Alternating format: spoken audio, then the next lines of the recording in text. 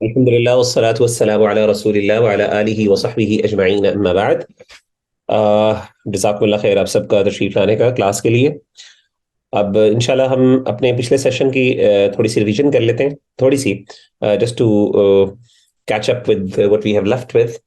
تو ہم نے لاسٹ ٹائم بات کی تھی اختلاف کے حوالے سے، اور ہم نے کہا تھا کہ اختلاف دو قسموں کا ہے، اور جو سوال تھا جس کو ہم ایڈریس کرنے کی کوشش کر رہے ہیں وہ سوال یہ ہے کہ جب تفسیر اللہ کے رسول صلی اللہ علیہ وسلم کی طرف سے ہمیں مل جاتی ہے اور صحابہ اس کو نقل کرنے والے ہیں، اور ایک ہی انٹرپریٹیشن اور ایک سٹینڈرڈائزڈ انٹرپریٹیشن یا تفسیر ہمارے پاس نبی صلی اللہ علیہ وسلم تک پہنچی ہے، نبی صلی اللہ علیہ وسلم سے ہم تک پہنچی ہے، تو سوال یہ پیدا ہوتا ہے کہ اس میں اختلاف کیوں پایا جاتا ہے؟ Why is there a difference among the scholars of the self? ٹھیک ہے نا؟ تو ہمارے درمیان اختلاف تو سمجھ آتی ہے، لیکن ان کے درمیان جن کا سورس ہی ایک ہے، تو why are they interpreting the one آیا ان ڈفرنٹ ویز؟ ٹھیک ہے نا؟ ایک بندہ کوئی ایک آیت کو کسی اور طریقے سے بیان کر رہا ہے، ایک بندہ اس کا میننگ کچھ اور بیان کر رہا ہے۔ اگر دونوں کا سورس ایک ہے اور ایک ہی استاد نے دونوں نے ایک انٹرپریٹیشن کو پڑھا ہے، تو پھر یہ دو الگ الگ کیوں ہیں؟ سوال یہ پیدا ہوتا ہے، ٹھیک ہے نا؟ تو پورے قرآن کے حوالے سے یہ سوال اٹھایا گیا کہ آپ نے جو مقدمہ قائم کیا اس کے اندر ایک پرابلم ہے، اور وہ پرابلم یہ ہے کہ آپ سلف کے اندر ہی ڈفرنس دیکھتے ہیں۔ اگر تو سلف کے بعد ڈفرنس دیکھتے تو پھر تو سمجھ آتی کہ سلف کی ایک انٹرپریٹیشن ہے، اور اس کے بعد جو خلف ہے، سلف کے اپوزٹ ٹرم استعمال ہوتی ہے خلف۔ سلف کہتے ہیں پرانے لوگوں کو، جیسے پہلے ذکر کیا، خلف کہتے ہیں بعد میں آنے والے لوگوں کو۔ تو خلف کے اندر جو اگر ڈفرنس آئے تو وہ تو سمجھ آتی ہے، لیکن سلف کے اندر ڈفرنس کیوں آ رہا ہے؟ اصل میں پرابلم یہ ہے، یہ سوال تھا جس کو ہم ایڈریس کرنے کی کوشش کر رہے ہیں۔ تو ابن تیمیہ رحمہ اللہ نے فرمایا کہ اصل میں اختلاف دو طرح کا ہوتا ہے، ایک اختلاف تنوع ہے اور ایک اختلاف تضاد ہے۔ اختلاف تنوع کے اندر ہم مختلف ایسپیکٹس کی بات کر رہے ہوتے ہیں، الٹیمیٹلی بات ایک ہی چیز کی ہو رہی ہوتی ہے، اور یہ پھر یہ سمجھ لیں آپ کی اختلاف اس نوعیت کا ہوتا ہے کہ ان دونوں کے درمیان تطبیق کی جا سکتی ہے، ان دونوں کو ریکنسائل کیا جا سکتا ہے۔ آن دا کانٹری ایک اور اختلاف ہوتا ہے جس کو اختلاف تضاد کہتے ہیں۔ اختلاف تضاد وہ اختلاف ہوتا ہے جس میں تضاد ہوتا ہے، اپوزیشن ہوتی ہے، کانٹرڈکشن ہوتی ہے، میوچولی ایکسکلوسیو ہوتا ہے۔ کیا مطلب میوچولی ایکسکلوسیو کا؟ کہ یعنی اگر آپ ایک اوپینین لیں گے تو پھر آپ دوسری نہیں لے سکتے، اور اگر دوسری لے سکتے ہیں تو پہلی نہیں لے سکتے، تو آپ دونوں کے درمیان ریکنسیلیشن نہیں کر سکتے، تطبیق نہیں کر سکتے۔ تو ابن تیمیہ رحمہ اللہ فرماتے ہیں کہ جنرلی اگر ہم سلف کے اندر دیکھیں تو سلف میں ہمیں اختلاف جو ہے اختلاف تنوع نظر آتا ہے، اختلاف تضاد نہیں۔ پہلی بات ہے اختلاف ویسے ہی بہت کم ہے، لیکن جو ہے بھی وہ اختلاف تنوع ہے، اختلاف تضاد نہیں ہے، ٹھیک ہے نا؟ ابن تیمیہ رحمہ اللہ نے یہ فوکس کیا اس بات کے اوپر، اور انہوں نے اختلاف تنوع کی ایک مثال بھی دی آپ کے سامنے، جیسے کہ اللہ کے رسول صلی اللہ علیہ وسلم نے دو صحابہ یعنی صحابہ کو حکم دیا ایک بات کا، تو دو مختلف عمل پیش آئے، ٹھیک ہے نا؟ اور ایک صحابہ کی انٹرپریٹیشن الگ تھی، دوسری انٹرپریٹیشن الگ تھی، ٹھیک ہے نا؟ دونوں نے الگ الگ انداز سے اس کو سمجھا اور اس پر عمل کیا۔ اللہ کے رسول صلی اللہ علیہ وسلم نے دونوں کو قبول فرمایا، اور آپ نے کہا کہ ان دونوں کے اندر کوئی کمی نہیں ہے، بلکہ آپ نے ایک کو کہا کہ تم نے سنت پر عمل کیا ہے، اور دوسروں کو کہا کہ تمہارے لیے دوہرا اجر ہے، ڈبل تمہارے لیے ریوارڈ ہے۔ تو اس سے پتہ چلا کہ یہ جو صحابہ کے اندر اختلاف ہوا تھا بیسیکلی اختلاف تنوع تھا، یہ اختلاف تضاد نہیں تھا، اپوزٹ نہیں تھا، ریکنسیلیشن ممکن تھی۔ اگر ریکنسیلیشن ممکن نہ ہوتی تو اللہ کے رسول صلی اللہ علیہ وسلم ایک کو غلط کہتے اور ایک کو صحیح کہتے، لیکن آپ نے دونوں کو قبول کیا، اس کا مطلب یہ تھا یہ اختلاف تنوع کی ایک فارم ہے، اختلاف تضاد کی ایک فارم نہیں۔ پھر ہم نے جب پریکٹیکل ایگزامپلس کی طرف آئے تو ہم نے بات کی، ہم نے تین بیسیکلی پہلی چیز جو ابن تیمیہ رحمہ اللہ نے ذکر کی ہے وہ یہ ہے کہ بعض اوقات ہوتا یہ کہ بلکہ اس کو سمجھنے سے پہلے میں نے آپ کو اسم اور مسمہ کا فرق بتایا تھا۔ میں نے کہا اسم ہوتا ہے ناؤن، ٹھیک ہے، نام، اور مسمہ ہوتا ہے وہ چیز جس کا وہ ناؤن ہے، ٹھیک ہے نا؟ مثال کے طور پہ جیسے اسم ہو گیا، ٹیبل میرے سامنے پڑی ہے تو table is a noun, table جو ہے یہ ایک اسم ہے، اور جو چیز ہے آگے لکڑی کی میرے سامنے پڑی ہے جس کے اوپر میں نے اپنا کمپیوٹر رکھا ہے جس سے میں آپ سے بات کر رہا ہوں، یہ جو آبجیکٹ ہے یہ بیسیکلی مسمہ ہے، ٹھیک ہے نا؟ تو اسم کی دلالت اپنے مسمہ پر ہوتی ہے۔ کیا مطلب؟ اسم کس چیز کی طرف اشارہ کر رہا ہوتا ہے، یہ اسم کس چیز کی طرف دلالت کر رہا ہوتا ہے، مسمہ کی طرف دلالت کر رہا ہوتا ہے، ٹھیک ہے نا؟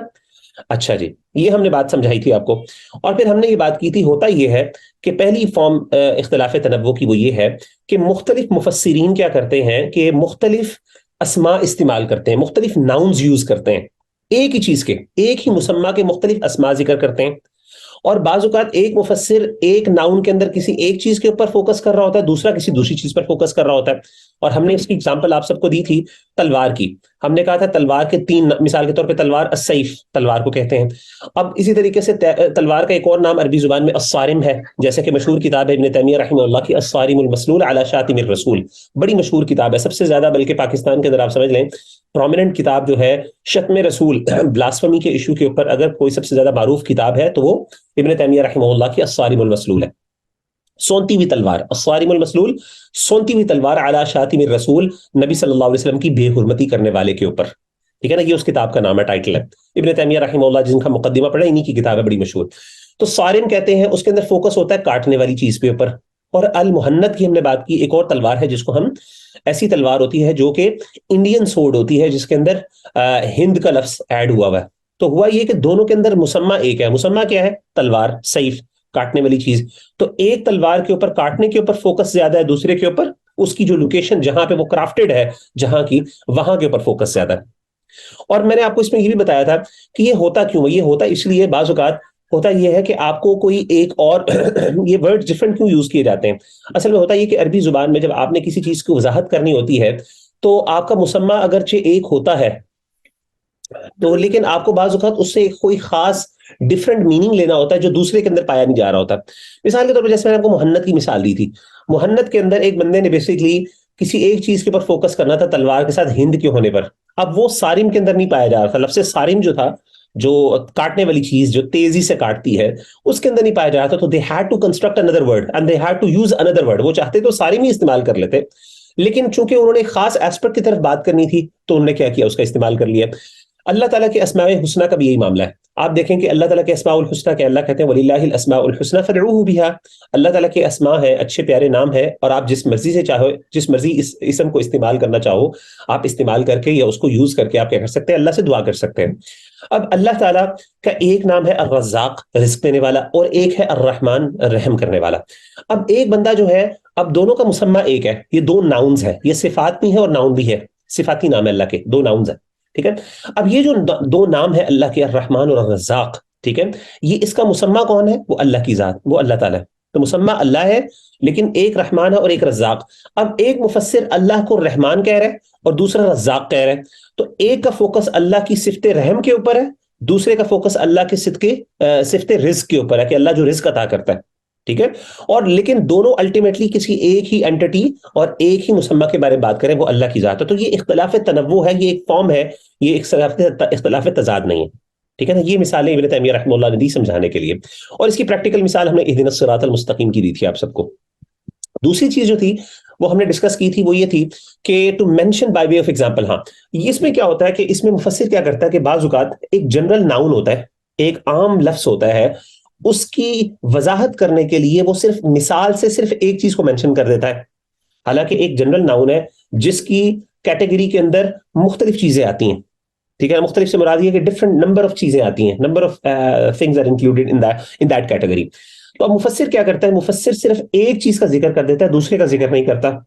ٹھیک ہے. دوسرے کا ذکر نہیں کرتا، صرف ایک چیز کے اوپر ذکر کرتا ہے. اور وہ صرف ایک چیز کا کیوں ذکر کرتا ہے؟ مقصد اس کا ہوتا ہے مثال دینا، صرف مثال کے طور پہ ذکر کر دیتا ہے، اور جو اس کو کنوینئنٹ لگتی ہے، جو اس کو کنوینئنٹ لگتی ہے وہ مثال دے دیتا ہے.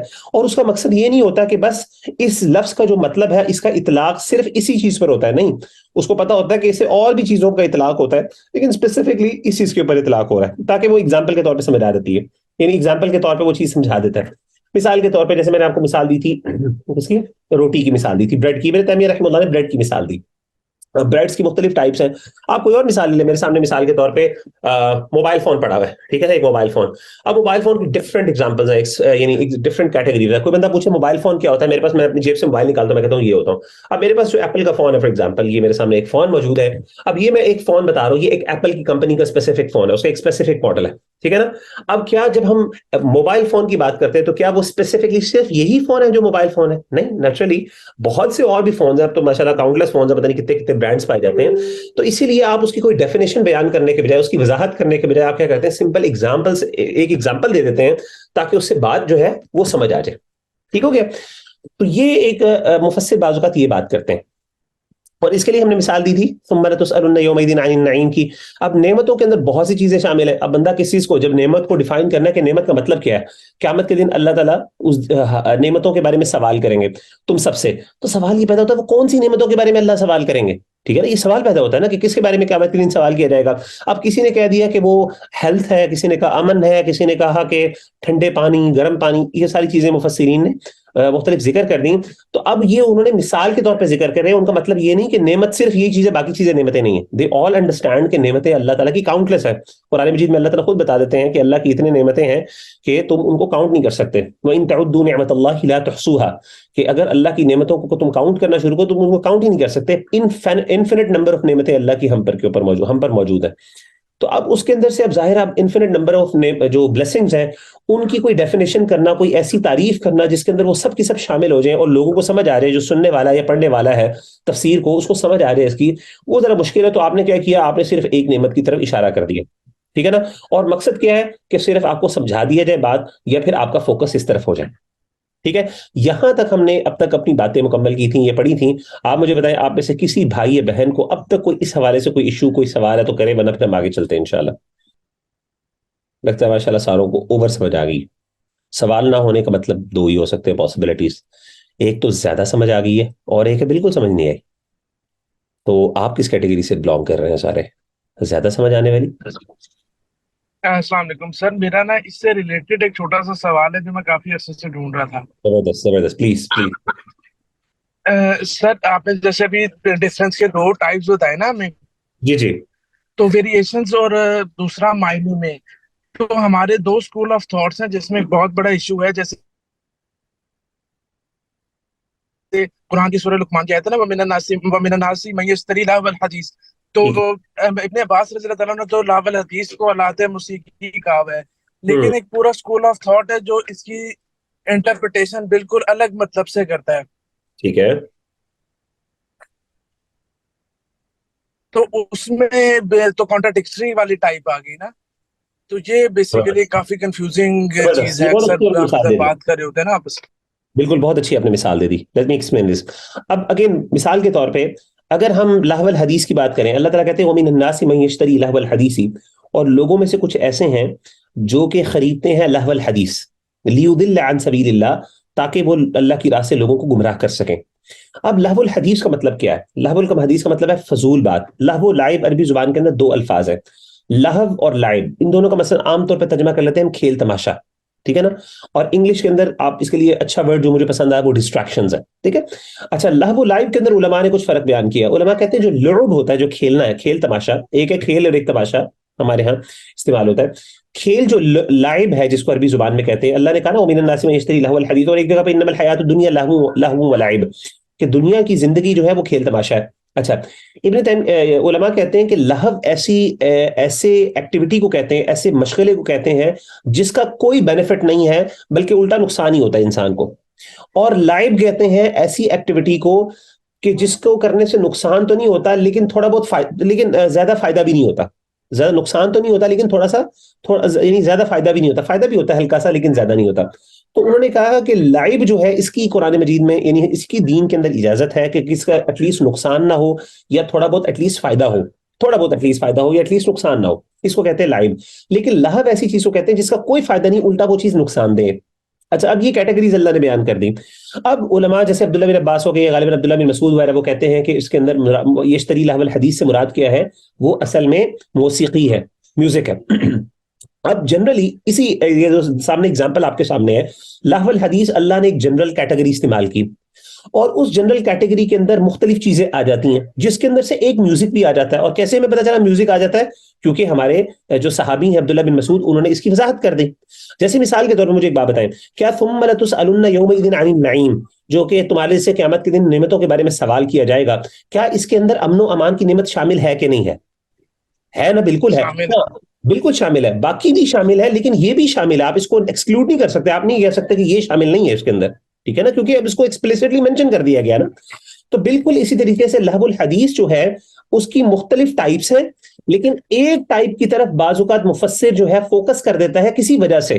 بعض اوقات مقصد صرف مثال کے طور پہ وضاحت کرنا ہوتا ہے تاکہ مثال سے واضح ہو جائے چیز, اور بعض اوقات کسی ایک ایسپیکٹ کے اوپر جو اس کے لیے کسی وجہ سے امپورٹنٹ ہوتی ہے اس چیز کو مینشن کر دیتا ہے. جیسے میں نے آپ کو مثال دی تھی, آپ کو یاد ہوگا ایک بندہ بیمار ہے فار ایگزامپل, تو وہ بندہ اس کے لیے جو بیمار رہتا ہے جنرلی اس کے ہیلتھ کے ایشوز رہتے ہیں, جنرلی جب بھی وہ اللہ کی نعمتوں کے بارے میں سوچے گا تو جنرلی کس نعمت کے بارے میں اس کے ذہن میں خیال رہے گا؟ جو بیچارہ زیادہ تر ہاسپٹلس میں جا رہا ہے, فزیکل ہیلتھ کے بارے میں اس کے ذہن میں بات آئے گی نا, یعنی اس کا پرسنل ایکسپیرینس وہ چیز ہے. ایسے ہی ہے نا, تو بالکل اسی طریقے سے بعض اوقات مفسر کیا کرتا ہے، ایک جنرل کیٹیگری کی جب مثال دینے لگتا ہے تو مثال کے اندر اسپیسیفکلی ان چیزوں کو مینشن کر دیتا ہے جس کو وہ سمجھتا ہے یہ زیادہ انپورٹنٹ ہے مینشن کرنا، باقی چیزیں بھی انکلوڈیڈ ہوتی ہیں، اور وہ کرنے کا مقصد صرف یہ نہیں ہوتا کہ صرف اس کے اندر صرف یہی چیز شامل ہے باقی چیز شامل نہیں ہے، تو ایسی بات نہیں ہے۔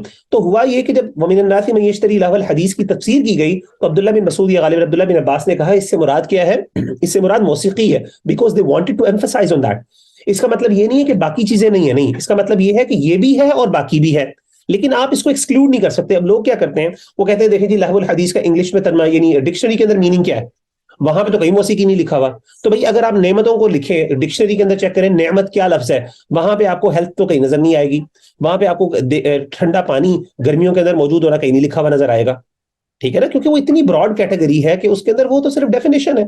تو لیکن اس جنرل کیٹیگری کے اندر یہ چیزیں اسپیسیفکلی مینشن جو علماء نے کی، اس کی ایک وجہ تھی تاکہ کسی وجہ سے لوگوں کا فوکس اس کی طرف، ابن تیمیہ رحمہ اللہ کہتے ہیں کہ یہ عام طور پہ مفسر دو وجہ سے کرتا ہے، اعلیٰ سبیل التمثیل، یا تو اس کا مقصد ہوتا ہے کہ مثال دینا، مثال صرف جنرلی مثال دے دیتا ہے تاکہ بات واضح ہو جائے جو اس کے سامنے آبجیکٹ ہے، مثال کے طور پہ میرے سامنے جیسے فون ہے، وہ مجھ سے پوچھتا ہے فون کیا ہے، تو بجائے یہ نہیں میں کہوں گا کہ یار اپنی جیب سے فون نکالو، میرے سامنے فون موجود ہے، میں فوراً وہ دکھا دوں گا، میرے لیے کنوینئنٹ زیادہ ہوگا۔ اور بعض اوقات کیا ہوتا ہے کہ انسان کا فوکس کیا ہوتا ہے کہ انسان کا کوشش ہوتی ہے کہ میں کسی ایک خاص چیز کی طرف تنبیہ کر دوں، تو ابن تیمیہ رحمہ اللہ کہتے ہیں دوسری ریزن ہوتی ہے کہ جب آپ کسی ایک چیز کی طرف تنبیہ کروانا چاہتے ہیں، فوکس کروانا چاہتے ہیں، تو آپ کیا کرتے ہیں کہ آپ اس چیز کی طرف اشارہ کر دیتے ہیں تاکہ جو سننے والا ہے اس کی توجہ اس کی طرف مرکوز ہو جائے، اس کا فوکس اس چیز کے اوپر ہو جائے۔ ہاں جنرل چیزیں بھی ہیں لیکن وہ چیزیں بھی اس کے اندر انکلوڈیڈ ہو جائیں اسپیسیفکلی، ٹھیک ہے نا۔ تو اس کو یہ کہنا کہ ڈکشنری کے اندر تو لہو الحدیث کا مطلب میوزک نہیں ہے، اور دوسری بات یہ ہے کہ اور کہاں پہ ہے مینشنڈ ایک تو بھائی آپ جنرل کیٹیگری کی بات کر رہے ہیں نا، تو ہمارے صحابہ نے اس کو اس کا پارٹ بنایا، اس کا مطلب ہے صحابہ سمجھتے تھے کہ لہو الحدیث کے اندر جو ڈفرنٹ اس کے کمپوننٹس ہیں اس کے اندر ایک کمپوننٹ کون سا ہے، وہ یہ والا، ہماری دلیل یہی ہے۔ حل فہمتم یا اخوانی، سمجھ آ گئی آپ لوگوں کو؟ جی سر، جی سر۔ چلے الحمدللہ، اوکے جی، اب آگے چلتے ہیں جی۔ اب ایک مثال ابن تیمیہ رحمہ اللہ نے یہاں پہ ایک اور چیز جو مسئلہ حل کیا وہ بڑا امپورٹنٹ ہے، وہ بھی سمجھنے والا، آج انشاءاللہ ہمارا فوکس اسی کے اوپر ہوگا پرائمرلی، ٹھیک ہے نا۔ اسباب النزول کیا ہوتے ہیں؟ اسباب النزول کو ذرا سمجھنا بہت ضروری ہے۔ اسباب النزول کہتے ہیں سبب نزول کو، یہ سبب النزول کا، یہ سبب، اسباب جو ہے سبب کا جمع ہے، ٹھیک ہے نا۔ سبب کہتے ہیں کاز کو، اور اسباب النزول کہتے ہیں کازز آف ریویلیشن، ٹھیک ہے نا، کازز آف ریویلیشن۔ آپ کو پتا ہے کہ اللہ کے رسول صلی اللہ علیہ وآلہ وسلم کی اگر آپ زندگی کو دیکھیں تو اللہ کے رسول صلی اللہ علیہ وسلم کی زندگی میں قرآن مجید کو نازل کیا گیا 23 سالوں کے اندر، ٹھیک ہے نا، 23 ایئرز آف ہز لائف، ٹھیک ہے نا۔ اس کے اندر قرآن مجید رفتہ رفتہ تدریجن اللہ نے نازل کیا۔ جی پوائنٹ 3، میں پوائنٹ 3 ابھی نہیں کر رہا کیونکہ اس سے ایک متعلق پوائنٹ 2 سے ریلیٹڈ ہی ایک ایشو ہے، پوائنٹ 2 سے ریلیٹڈ ہی ایک ایشو ہے اسباب النزول کا، یہ بھی ابن تیمیہ نے ذکر کیا، وہ میں آپ کو سمجھا رہا ہوں، اس کے بعد ہم پوائنٹ 3 پر آئیں گے انشاءاللہ، ٹھیک ہے، ٹینشن نہ لیں۔ اچھا جی، اب ہوتا یہ کہ اللہ کے رسول صلی اللہ علیہ وآلہ وسلم کی زندگی میں قرآن مجید رفتہ رفتہ نازل ہوا 23 سالوں کے اندر، ٹھیک ہے، 23 ایئرز آف ہز لائف۔ اچھا، اب اللہ کے رسول صلی اللہ علیہ وسلم کو اللہ نے قرآن مجید ایسے ایک دم تو نازل نہیں کر کے دے دیا، ہوا کیا تھا، ہوتا یہ تھا کہ کوئی واقعہ پیش آتا تھا، کوئی حالات پیش آتے تھے، کوئی بندہ ہوتا تھا جس کا کوئی مسئلہ ہوتا تھا تو وہ اللہ کے رسول سے آگے سوال کرتا، یا پھر کوئی مسئلہ درپیش ہوتا، کوئی حالات ایسے بن جاتے جہاں پہ مسلمانوں کو گائیڈنس کی ضرورت ہوتی، تو اس وقت اللہ تعالیٰ کیا کرتے، قرآن مجید کی آیت کو نازل کر دیتے۔ جنرل یہ ہے سبب نزول، دا کاز آف ریویلیشن۔ اب وہ ایونٹ یا وہ بندہ، وہ شخص یا پھر وہ حالت جس کی بنیاد پر، جو کہ وجہ بنی کسی آیت کے نزول نازل ہونے کی، اس کو کہتے ہیں سبب نزول، دا کاز آف ریویلیشن، اسباب النزول۔ سمجھ آ گئی یہاں تک بھائیوں اور بہنوں بات؟ ٹھیک ہے جی۔ اسباب النزول کہتے ہیں وہ کازز، وہ وجوہات جن کی بنیاد پر کچھ آیات نازل ہوئیں یا پھر قرآن مجید نازل ہوا۔ وہ انڈیپینڈنٹ ظاہر آیات، بعض اوقات ایک آیت نازل ہوتی تھی، بعض اوقات ملٹیپل آیات نازل ہوتی تھی، بعض اوقات ایک آیت کا حصہ نازل ہوتا تھا، بعض اوقات پوری صورت نازل ہو جاتی، ٹھیک ہے نا۔ اگین وہ اللہ تعالیٰ کی مرضی تھی کہ جو اللہ تعالیٰ بہتر سمجھتے کہ جی اس کے اندر یہ پوری گائیڈنس اس طرح کی یہ چاہیے، ٹھیک ہے۔ اچھا، اب ہوتا یہ ہے کہ جب مفسرین رضوان اللہ علیہم اجمعین وہ کیا کرتے ہیں کہ وہ نا فار ایگزامپل جب بھی کوئی آیت، آپ نا تفسیر اگر اٹھا کے دیکھیں گے تو وہاں پہ مفسرین اکثر یہ سٹیٹمنٹ کہہ رہے ہوتے ہیں نزلت هذه الآیۃ فی کذا، کہ یہ آیت فلاں شخص کے بارے میں نازل ہوئی تھی، یہ آیت فلاں شخص کے بارے میں نازل ہوئی تھی۔ مثال کے طور پہ فلاں فلاں آیت سیدنا ابو بکر صدیق رضی اللہ تعالیٰ عنہ کے حوالے سے نازل ہوئی۔ اچھا، اب سوال یہ پیدا ہوتا ہے، یہ جو مفسرین کا مفسرین کا یہ کہنا نزلت هذه الآیۃ فی کذا، کہ یہ آیت فلاں شخص کے بارے میں یا فلاں چیز کے بارے میں یا فلاں کے کانٹیکسٹ میں نازل ہوئی، فلاں بندہ یا فلاں چیز یا فلاں حالات یا واقعات اس آیت کا سبب بنے نزول ہونے کا، نازل ہونے کا، تو اس کا مطلب کیا ہے؟ کیا اس کا مطلب یہ ہے کہ یہ آیت اب صرف اس انسیڈنٹ کے ساتھ خاص ہے، یہ صرف اس کے لیے خاص ہے، اس بندے کے لیے، ہمارے لیے ہم سے ریلیونٹ نہیں ہے؟ ابن تیمیہ رحمہ اللہ کہتے ہیں کہ اس کا مطلب یہ نہیں ہے کہ یہ چیز صرف اس کے لیے خاص ہے، کیونکہ اللہ نے قرآن مجید کو ٹائم لیس بنایا، it is beyond time and space. کیا مطلب ہے؟ کہ ہر جگہ اور ہر ٹائم، ہر وقت کے لیے قرآن مجید نازل ہوا ہے۔ تو قرآن مجید کی اللہ نے کوئی ایسی آیت نازل نہیں کی جس سے ہمارا کوئی تعلق نہیں ہے، ایسا ہو ہی نہیں سکتا، کیونکہ اللہ نے امت کے لیے قرآن بھیجا ہے نا، اللہ نے ایک بندے کے لیے تھوڑی قرآن بھیجا ہے۔ لیکن اب پھر جب مفسر یہ کہتا ہے یہ اس کے بارے میں نازل ہوئی، تو اس کا مطلب کیا ہے؟ تو ابن تیمیہ رحمہ اللہ کہتے ہیں اس کا مطلب وہی ہے جو سیکنڈ کیٹیگری، جو ہم نے سیکنڈ ایگزامپل آپ کو دی تھی، کہ ہوا یہ کہ یہ آیت فلاں فلاں چیزوں کے بارے میں نازل ہوئی تھی، یعنی فلاں فلاں چیزیں اس کے اندر شامل ہیں، لیکن مفسر نے صرف ایک مثال کے طور پہ یا پھر صرف ایک چیز پر فوکس کرنے کے لیے صرف اشارہ کر دیا۔ اس کا مطلب یہ نہیں کہ باقی لوگ شامل نہیں ہیں۔ مثال کے طور پہ اللہ تعالیٰ مومنین کی تعریف کرتے ہیں قرآن مجید میں، اب اس وقت مومن کون تھے؟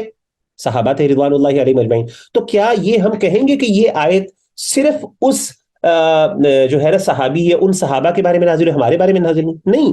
ان کے بارے میں تو نازل ہوئی، لیکن یہ ہمارے بارے میں بھی نازل ہوئی ہے، ہر وہ بندہ جو اس کیٹیگری کے اندر فال کرے گا۔ بالکل وہی اگزامپل آپ کو میں نے دی روٹی کی، کہ یہ موبائل فون کی، کہ میرا موبائل جو اس وقت میرے موجود ہے وہ موبائل کی ڈیفینیشن کے اندر موجود ہے، اس کا اطلاق اس کے اوپر ہوتا ہے، لیکن صرف میرا نہیں ہوتا، باقی بھی چیزیں اس میں شامل ہے جو اس سے ملتی جلتی ہیں۔ تو ہر وہ چیز جو اس موبائل سے ملتی جلتی، میرے موبائل سے ملتی جلتی جو چیز ہوگی، وہ سب کی سب اس میں شامل ہوں گی۔ بعینی ہی جب مفسر کہتا ہے یہ فلاں بندے کے بارے میں یا فلاں حالت کے حوالے سے قرآن کی آیت نازل ہوئی ہے، تو ہر وہ آج کل کے دور کی حالت یا وہ بندہ جو اس ڈیفینیشن کے اوپر فال کرے گا وہ بھی اس کے اندر شامل ہوگا۔ ٹھیک ہے نا؟ اب میں آپ کو مثالیں دوں گا، اس کی بات سمجھ آ جائے گی۔ ابن تیمیہ رحمہ اللہ کہتے ہیں فالذین قالوا ذلك لم يقصدوا ان حكم الآية مختص باولئك الاعيان دون غيرهم فان هذا لا يقوله مسلم ولا عاقل على الاطلاق۔ تو کہتے ہیں کہ مفسرین یہ کہتے ہیں کہ یہ آیت فلاں کے بارے میں نازل ہوئی ہے، تو اس کا مطلب یہ نہیں ہوتا کہ بس وہ اسی کے بارے میں نازل ہے۔ وہ کہتے ہیں اس طرح کوئی بے وقوفی ہوگا جو یہ بات کہہ سکتا ہے، نہیں، اس کا مطلب یہ ہوتا ہے کہ باقی لوگ بھی اس پہ شامل ہیں جو بندے اس کیٹیگری کے اندر فال کرتے ہیں۔ ٹھیک ہے نا؟ تو اس کے اندر کوئی بھی ایک مسلمان اور ایک سمجھدار آدمی کبھی نہیں کہہ سکتا کہ آیت فلاں کے بارے میں ہمارے بارے میں نازل نہیں۔ آپ کو پتہ ہے بہت لوگ یہ بات کرتے ہیں، اچھا جی یہ یہودیوں کی عیسائیوں کی مثال دینا، یہ تو اس دور کے یہودی اور عیسائیوں کی بات ہے، ہماری تو بات ہی نہیں ہے، یا پھر آج کل کے یہودی اور عیسائیوں پہ اپلائی نہیں ہوتی۔ بھئی سبحان اللہ، قرآن مجید میں جو یہودیوں اور عیسائیوں کو ایڈریس کیا گیا تو وہ صرف اس دور کے لیے ایڈریس کیا گیا تھا، تو آج کل کے یہودی اور عیسائیوں کو قرآن مجید میں کوئی گائیڈنس نہیں ہے، ہم اس کو آرام سے ایکسکلوڈ کر دیتے ہیں۔ ابن تیمیہ کہتے ہیں کہ ایسا شخص جو ہے فإن هذا لا يقوله مسلم ولا عاقل على الاطلاق، اطلاق علی الاطلاق ایبسولوٹلی ایک مسلمان اور ایک سمجھدار آدمی کبھی بھی یہ بات نہیں کر سکتا، کیونکہ قرآن مجید اللہ نے ٹائم لیس بک بھیجی ہے جو ہر وقت ہر ٹائم اور اس کے بارے میں نازل ہے۔ تو جب قرآن مجید مومنین کی صفات، اگرچہ وہ کچھ لوگ تھے جو ریولیشن کی وجہ بنے، کازز بنے ریولیشن کے، تو لیکن اس کا مطلب یہ نہیں کہ باقی لوگ اس میں شامل نہیں ہیں۔ مثال کے طور پہ let me give you an example, جیسے مثال کے طور پہ اللہ تعالیٰ فرماتے ہیں وَسَيُجَنَّبُهَا الْأَتْقَى الَّذِي يُؤْتِي مَالَهُ يَتَزَكَّى وَمَا لِأَحَدٍ عِندَهُ مِن نِّعْمَةٍ تُجْزَىٰ إِلَّا ابْتِغَاءَ وَجْهِ رَبِّهِ الْأَعْلَىٰ وَلَسَوْفَ يَرْضَىٰ۔ سورۃ اللیل کے اندر اللہ تعالیٰ ایک اس شخص کے، اللہ تعالیٰ کہتے ہیں جہنم کی آگ سے کون بچے گا، کون بچتا ہے، یہ کون اس سے دور رکھا جائے گا۔ وَسَيُجَنَّبُهَا الْأَتْقَى، وہ اس سے بچایا جائے گا جس نے تقوی اختیار کیا۔ الذی یؤتی مالہ یتزکا، وہ شخص اس سے جہنم کی آگ سے بچے گا جس نے زکوٰۃ ادا کی، مال خرچ کیا تاکہ اس کا اپنا تزکیہ ہو جائے، اپنا یعنی اپنا تزکیہ نفس ہو، ٹھیک ہے نا، اپنے دل کی صفائی کے لیے، اپنے اسپرچول ڈیولپمنٹ کے لیے۔ وَمَا لِأَحَدٍ عِندَهُ مِن نِّعْمَةٍ تُجْزَىٰ، اور وہ جب وہ خرچ کرتا ہے تو وہ اس وجہ سے نہیں خرچ کرتا کہ اس پر کسی نے کوئی احسان کیا ہوا ہے، احسان کا بدلہ دینے کے لیے خرچ کرتا ہے، نہیں، وہ صرف اللہ کو راضی کرنے کے لیے کرتا ہے۔ اللہ کہتے ہیں وَلَسَوْفَ يَرْضَىٰ، اللہ تعالیٰ ایسے بندے کو ضرور راضی کریں گے، یعنی ایسے بندے کو ضرور انعام دیا جائے گا۔ اچھا، اب یہ جو آیت ہے، یہ جو آیات ہے کہ جس کے اندر اللہ جہنم کی آگ سے اس کو بچائے گا جو متقی ہے، جو صرف اللہ کے لیے خرچ کرتا ہے، ایسا نہیں کہ کسی کا اس پر احسان ہے، بلکہ وہ صرف اپنے جسم کی، اپنے پاکیزگاہ یا تزکیہ نفس کے لیے خرچ کرتا ہے۔ علماء کا تقریباً بعض علماء نے اجماع نقل کیا ہے کہ یہ آیات سیدنا ابو بکر صدیق رضی اللہ عنہ کے بارے میں نازل ہوئی، ٹھیک ہے نا، سیدنا ابو بکر صدیق رضی اللہ تعالیٰ عنہ کے حوالے سے یہ آیات نازل ہوئی، علماء نے باقاعدہ اجماع ذکر کیے، ٹھیک ہے۔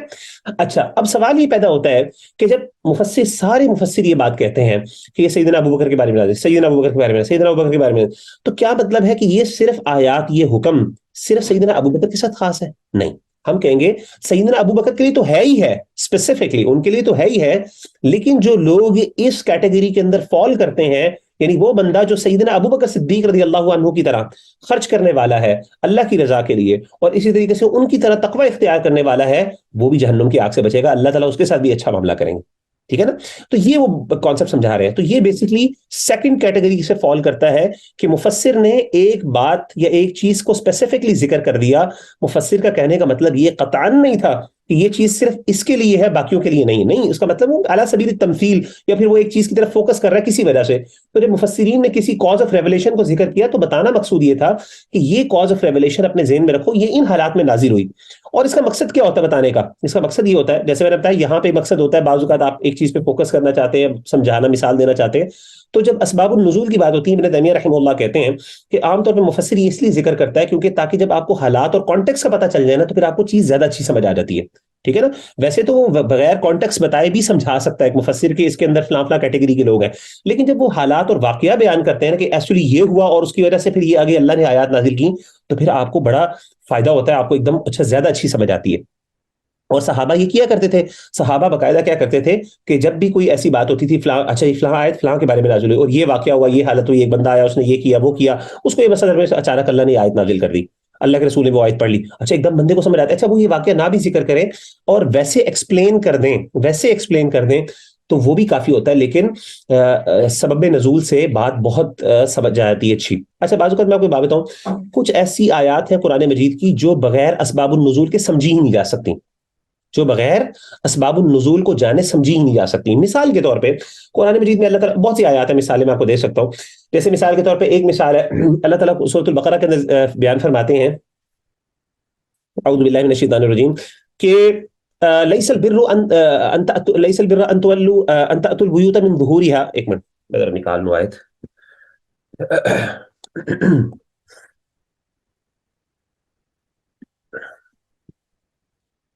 آپ کھول کے نا واقعہ سے ریلیٹڈ آیات جو ہیں ان کا بھی کانٹیکسٹ اگر نہ بتاؤ. اس کا واقعہ افک والی جو آیات ہے اگر ان کا بھی نزول نہ بتاؤ تو وہ سمجھ میں نہیں آئیں گی. نہیں، وہ تو جنرل وہ تو حکم ہے، بالکل ہے، لیکن ہاں وہ بھی ہے، بالکل بہت اچھی ہے. یہ ہے جی، ہاں بالکل. آپ کو اسکرین نظر آ رہی ہے نا میری ساروں کو؟ ٹھیک ہے. اچھا جی یہ سرونک عن الاہلہ، وہ آپ سے سوال کرتے ہیں چاندوں کے بارے میں. ٹھیک ہے نا؟ چاند کے بارے میں سوال کرتے ہیں. قل یہ مواقیت للناس والحج، کہ اللہ تعالیٰ نے چاندوں کا معاملہ کیا ہے. اللہ تعالیٰ کہتے ہیں یہ حج کے ٹائمنگز اور ان کے معاملات کو جاننے کے لیے اللہ نے ذریعہ بنایا ہے اس کو. ٹھیک ہے نا؟ ایک منٹ. وَلَيْسَ الْبِرُّ بِأَن تَأْتُوا الْبُيُوتَ مِن ظُهُورِهَا، نیکی اس چیز میں نہیں ہے کہ تم اپنے گھروں کو اس کے پیچھے سے آؤ. وَلَكِنَّ الْبِرَّ مَنِ اتَّقَىٰ، نیکی یہ ہے کہ جو بندہ تقوی جس نے اختیار کیا. وَأْتُوا الْبُيُوتَ مِنْ أَبْوَابِهَا، تم اپنے گھروں کو ان کے دروازوں سے داخل ہو. وَاتَّقُوا اللَّهَ لَعَلَّكُمْ تُفْلِحُونَ، اور تاکہ اللہ تعالیٰ تمہیں کامیاب کر دے، اور تاکہ تم اللہ سے ڈرو تاکہ تم کامیاب ہو جاؤ. ٹھیک ہے نا؟ اچھا اب یہ جو آیت ہے جو ذکر کی گئی ہے آپ کے سامنے، اس کا کانٹیکس کیا ہے؟ اگر آپ اس کا کانٹیکس نہ سامنے رکھیں گے تو آپ کو یہ بات سمجھ ہی نہیں آئے گی کہ بھئی اللہ تعالیٰ کیوں یہ بات کہہ رہے ہیں کہ جی وہ نیکی یہ نہیں ہے، مطلب it doesn't make any sense. تو obviously جب بندہ خاص طور پہ اس کا کانٹیکس پڑھتا ہے، سبب نزول پڑھتا ہے، تو اس کو یہ پتہ چلتا ہے کہ ہوا یہ تھا کہ پرانے زمانے میں، یعنی اسلام جاہلیت کے اندر لوگ جب حج کرتے تھے، آپ کو پتہ ہے حج تو پہلے بھی ہوتا تھا جاہلیت کے دور میں بھی، تو جب وہ حج کرتے تھے تو ان کے ہاں یہ ایک ٹریڈیشن پائی جاتی تھی کہ حج کے اندر، یہ ان کے ہاں یہ ایک اس کا پارٹ تھا حج کا، کہ جب آپ نے گھر کو واپس آنا ہے نا، جانا اپنے دروازے سے، واپس جب آنا ہے تو آپ نے گھر کے پیچھے سے داخل ہونا ہے، جو ہے نا دیوار کو ٹاپ کے، یعنی دیوار کو پچھلے حصے سے آپ نے اوپر سے آنا ہے، آپ نے مین دروازے سے داخل نہیں ہونا. یہ ان کے ہاں ان کے ایک جو ہے نا سپرسٹیشن، یا آپ کو سمجھے ایک ٹریڈیشن پائی جاتی تھی. تو ہوا یہ کہ جب یہ آیات، جب حج کی معاملات اللہ نے واضح کیے، اللہ نے اس کو حج کس طرح کرنا ہے، اس کے سارے نسک اور اس کے جو ارکان تھے وہ ساری چیزیں ظاہر کیں اور لوگوں کو، امت مسلمہ کو بتائیں، خاص طور پہ صحابہ کو. تو اس وقت پھر ان چیزوں کی بھی وضاحت کر دی کہ بھائی یہ والے جو کام تم کرتے ہو نا، ان کو کرنے کی ضرورت نہیں، اس کے اندر کوئی نیکی نہیں ہے، اس سے کوئی فائدہ نہیں ہوتا کہ آپ پیچھے سے آ جاؤ، آگے آ جاؤ. آپ اپنے دروازوں سے آؤ اپنے گھروں کو. اصل نیکی جو ہوتی ہے اس بندے کے لیے جو تقوی اختیار کرنے والا ہے. تو اب یہ دیکھیں اسباب النزول، اب اگر آپ کو یہ واقعہ نہیں پتہ چلتا تو آپ کو اس کا کانٹیکٹ سمجھ نہیں آئے گی، آپ کو یہ بات ہی نہیں سمجھ آئے گی کہ اللہ تعالیٰ یہاں پہ گھر میں داخل ہونے کی بات کیوں کر رہے ہیں، واٹ ڈفرنس، یعنی حج کے کانٹیکس میں یہ بات کا کیا تعلق ہے. ٹھیک ہے نا. اسی طریقے سے آپ نے ایک بہن نے مثال دی بڑی اچھی, وہ واقع عف کے حوالے سے بھی بالکل واقع عف کی آیات جب آپ کو سامنے اس کو پورا واقعہ پتہ چلتا ہے کہ پیچھے آیات کے ہے, تو انسان اس کو صحیح طریقے سے سمجھ سکتا ہے, اپریشیٹ کر پاتا ہے. تو سبب نزول کا مطلب یہ قطعاً نہیں ہوتا کہ یہ آیت فلاں شخص اور فلاں واقعے کے ساتھ خاص ہے. نہیں, مفسر یہ صرف جب کہتا ہے کہ یہ آیت فلاں کے بارے میں نازل ہوئی ہے, اس کا مقصد ہوتا ہے کہ یہ تو اس کے اندر شامل ہی شامل ہے, لیکن باقی بھی شامل ہے جو ہر وہ بندہ جو اس کیٹیگری کے اندر فال کرتا ہے. ٹھیک ہے نا. جیسے مثال کے طور پہ زہار کا معاملہ ہے, یہ اوس بن الصامت رضی اللہ تعالیٰ عنہ ایک صحابی ہیں, ان کی وائف ہے, ان کا معاملہ ہے آیت زہار. ٹھیک ہے نا. سورۃ المجادلہ کے اندر آپ کو پتا ہے کہ ایک آیات زہار ہے. زہار جو ہے نا ایک طلاق کی صورت تھی پرانے زمانے میں, جو اب قرآن مجید میں اس کو اللہ نے اس کو ڈسکریج کیا.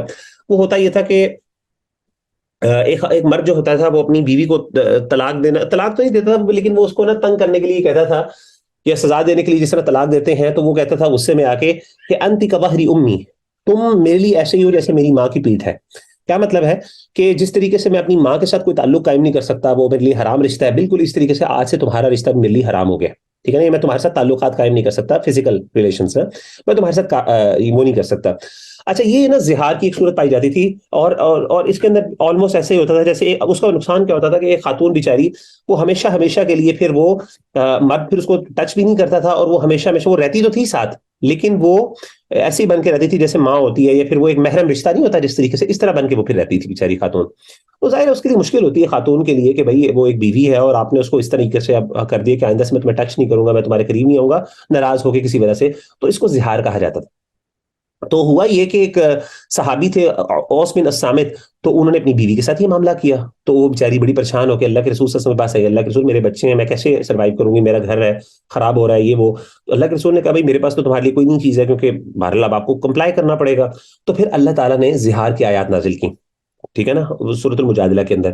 اب جو مفسر یہ کہتا ہے کہ یہ جو زہار کی آیات ہیں, یہ اوس بن الصامت جو ہے ان کی وائف کے بارے میں نازل ہوئیں, ان کی بیوی کی یا ان کے کیس کے اندر نازل ہوئی. تو کیا مطلب ہے یہ صرف ان کے لیے نہیں, اس کا مطلب یہ ہے کہ ہر وہ بندہ جو قیامت تک زہار کرے گا اس کے اوپر یہ آیات لاگو ہوں گی. تو اوس بن الصامت تو وہ ریزن بنے, اور آپ کو اس سے جاننے سے, اس واقعے کو سمجھنے سے آپ کو بڑا فائدہ ہوگا کہ اچھا کیا معاملہ ہوئے, سبب نزول سے آپ کو پورا بات سمجھ آ جائے گی. لیکن اٹ ڈزنٹ مین کہ زہار جو ہے نا وہ صرف اوس بن الصامت کے حوالے سے ہی خاص ہے, ہمارے سے متعلق اس کی کوئی گائیڈنس نہیں ہے. ایسی بات نہیں ہو سکتی.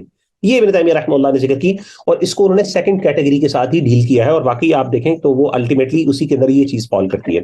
اچھا, میں آپ کو ایک بات بتاتا ہوں, یہ زہار والا معاملہ ہے نا, یہ آج بھی پایا جاتا ہے. مجھے یاد ہے کہ ایک خاتون تھی, اس نے مجھے میسج کیا, بہت پہلے کی بات ہے, 1.5 سال 2 سال پہلے کی بات ہے. تو وہ تھی, اور یہ پٹھانوں میں پایا جاتا ہے, again no offence to the Pathan community. تو مطلب میرے ایکسپیرینس کے مطابق, باقی لوگ بھی کرتے ہوں گے ڈیفینیٹلی, لیکن وہ میرے سامنے جو واقعہ تھا وہ یہ پٹھان فیملی کا تھا.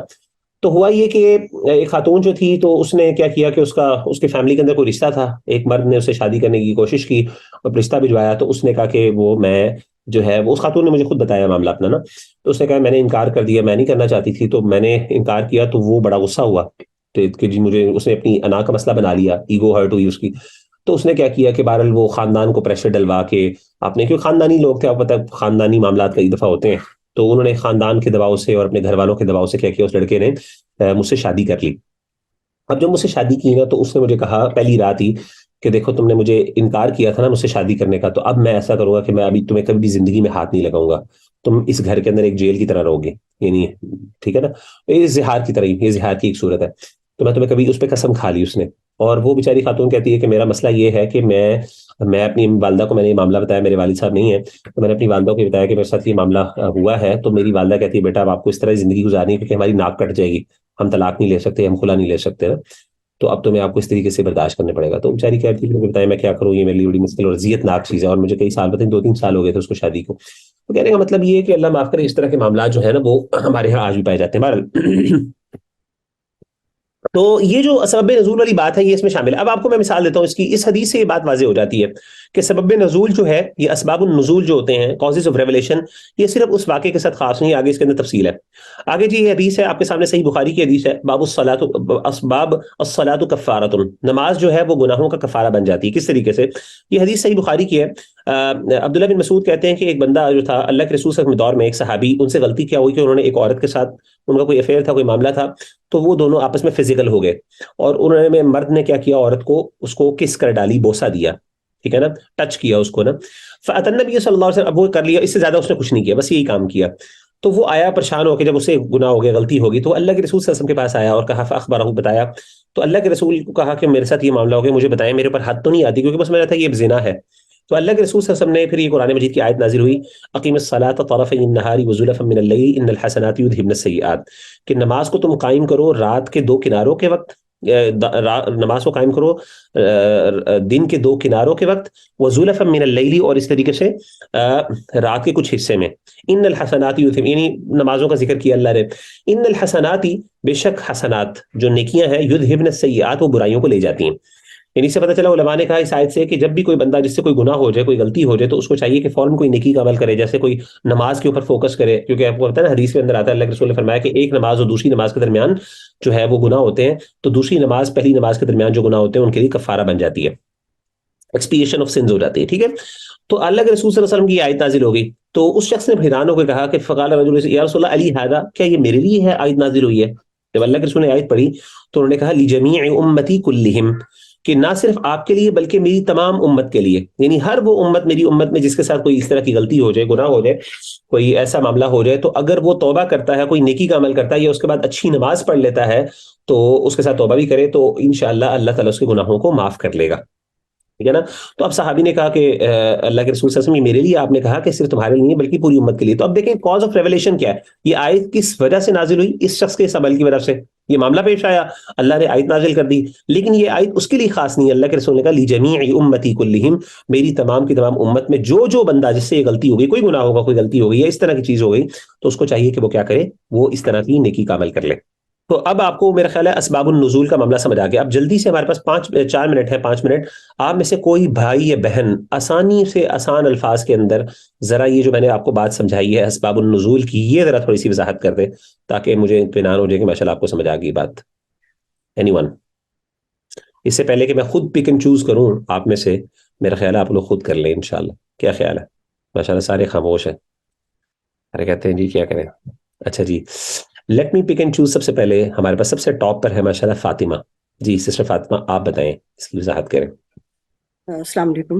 وعلیکم ہاں السلام. جی سر, اسباب النزول کے بارے میں یہ آپ نے سمجھایا ہے کہ یعنی کہ اس میں کوئی نہ کوئی کاز بنتا تھا, یعنی کہ کوئی ایسا واقعہ پیش آتا تھا جس پہ وہ آیات نازل ہوتی تھی, لیکن وہ صرف اس انسان کے لیے نہیں, وہ ساری امت مسلمہ کے لیے ہے وہ احکامات.